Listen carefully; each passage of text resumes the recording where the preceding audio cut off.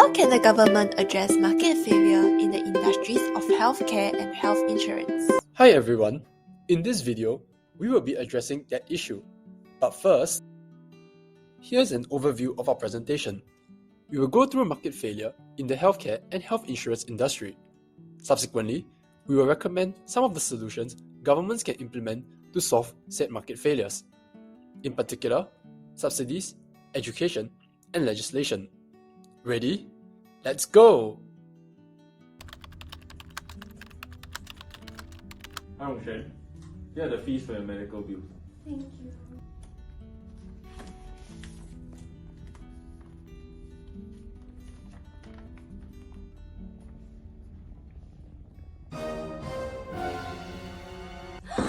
Oh my god! Why is it so expensive? $0 how to pay?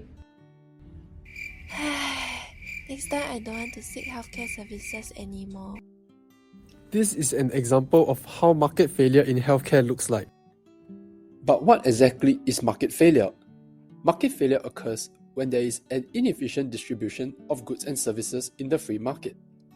In a perfect market, the supply and demand curves would intersect at an equilibrium point. This results in maximum efficiency in the distribution of goods and services.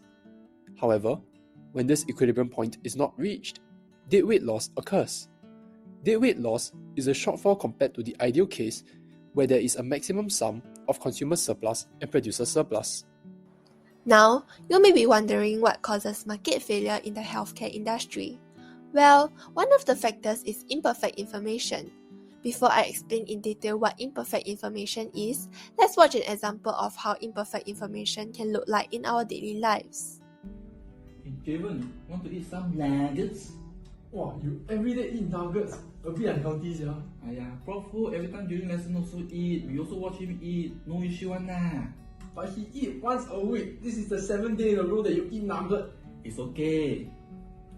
What? No, thank you.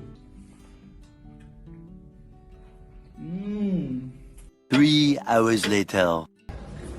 Bro, my stomach big pain here. Oh, you okay? Must be the nugget. You want me to go Singapore now? Nugget only never mind. A few hours later, she'll be fine. Okay, then you go home rest first. Okay. 2 years later.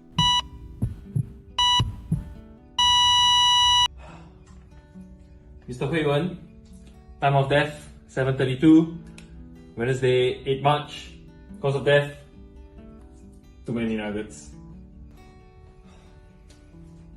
Mr. Javen, I'm so sorry, but your friend Mr. Hui Wen passed away because he ate too many nuggets. No. Imperfect information refers to consumers not having all the necessary information to make informed decisions. In the healthcare context, this means consumers may not know accurate and comprehensive information about the benefits of engaging in healthcare services, such as undergoing health screenings to detect illnesses early. Like the example we just watched, Hui-Wen was unaware of the benefits of seeking healthcare services when he was feeling unwell. By the time he saw a doctor, it was too late as he had already succumbed to his illness. Furthermore, consumers may also be unaware of the costs and risks associated with different types of healthcare services, reducing their willingness to consume healthcare. Due to imperfect information, consumers often consume healthcare at a perceived marginal private benefit (MPB) equals to the marginal private cost (MPC), when the true benefit of consuming healthcare is the actual MPB equals MPC. This results in a quantity lower than the socially optimal level, leading to the underconsumption of healthcare services. Thus, the market fails as consumers fail to value the service for its full benefits. Moving on, we will be talking about market failure for health insurance. It is due to asymmetric information which occurs when one party in an economic transaction has more knowledge about the situation than the other party. This means that consumers will have more information about their health status than the insurer. Let's take a look at this diagram. Consumers on the left are the least healthy, while consumers on the right are the healthiest. Both value insurance at different prices.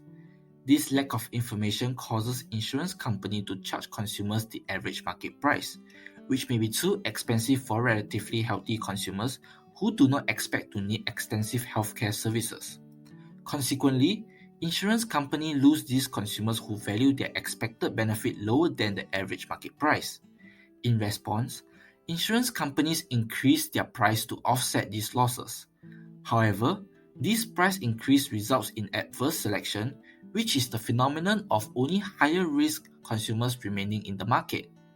Adverse selection creates an inefficient allocation of resources, resulting in market failure, as insurance companies can no longer provide affordable coverage for all consumers at different price points.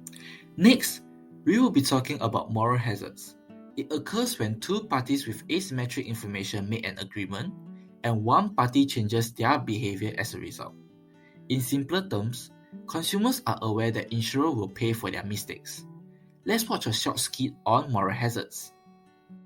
So bro, as I was saying, right, this plan, right, you sign up with me, 30 years old, you guarantee retire wow. Then some all your insurance, right, death, car, everything covered. What you say? Want to sign? Yes, come on. Sweet.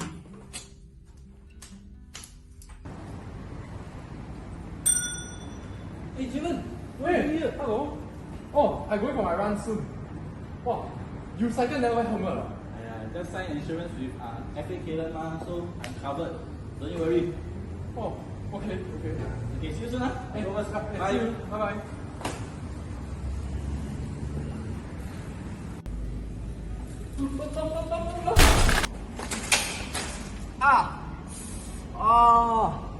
Pain Once the consumers signed the insurance, they felt they were fully covered. This caused them to overlook preventive measures such as wearing a helmet and participating in risky activities.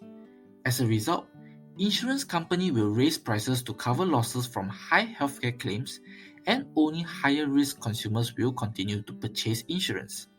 Therefore, moral hazard can lead to the underconsumption of health insurance, which results in market failure in the healthcare industry. Therefore, government intervention is important. When people do not receive adequate healthcare, their health may be compromised. At an individual level, people may suffer from physical consequences such as difficulty walking, blurry vision, and memory loss. However, with early detection of illnesses, people can receive treatment for their condition before it is too late. An example of such illness is cancer, as cancer treatment is more effective in the early stages than when it is delayed. At the national level, poor health can negatively impact individuals' productivity at work and lead to absenteeism, ultimately lowering the economic output of a country. This can be explained through the aggregate production function Y equals to A times F, which is a function of H and K. H is represented by small h times L, where H represents human capital, small h represents the average worker efficiency, and L represents the number of workers. Low productivity at work results in decreased average worker efficiency, while absenteeism leads to a decrease in total number of workers. This results in a decrease in human capital and overall output. Therefore, it is important for governments to address market failures in the healthcare industry to ensure that workers remain healthy. This maximizes human capital, leading to a thriving economy. After all that discussion on market failure, let's move on to the solutions. The first solution to correct market failure in the healthcare market would be the use of subsidies. Subsidies are direct or indirect payments to individuals or firms, usually in the form of cash payments from the government or a targeted tax cut. For the purpose of our project, our group has chosen to focus more on indirect subsidies. So, how do indirect subsidies work? Indirect subsidies lower the cost of production for producers, allowing firms to supply more types of goods and/or services. This leads to a higher quantity supply of the good or service, up to the socially optimal level, eliminating deadweight loss and maximizing social welfare. With reference to the diagram, upon the introduction of the subsidy, the lowered cost of production incentivizes firms to produce more at every price level, increasing the supply of healthcare from S1 to S2 with subsidy. This will consequently shift the equilibrium quantity from Q1 to Q2. The quantity of healthcare in the market is now at a socially optimal level. where the original dead weight loss at ABC is eliminated. Now that we know how subsidies work, why are they such effective measures? The first reason will be that it maintains consumer sovereignty. Subsidies allow the free market to continue functioning with the price mechanism, allocating scarce resources in the healthcare industry. The second reason would be that it ensures essential resources like water, food, and in this case, healthcare, remain available and affordable in the economy, which can greatly impact the standard of living. Secondly, the government can employ education as a strategy to reduce the gap between the perceived and actual marginal private benefit (MPB). This can be done through various forms of education, such as classes, campaigns, or notifications through mail or messengers.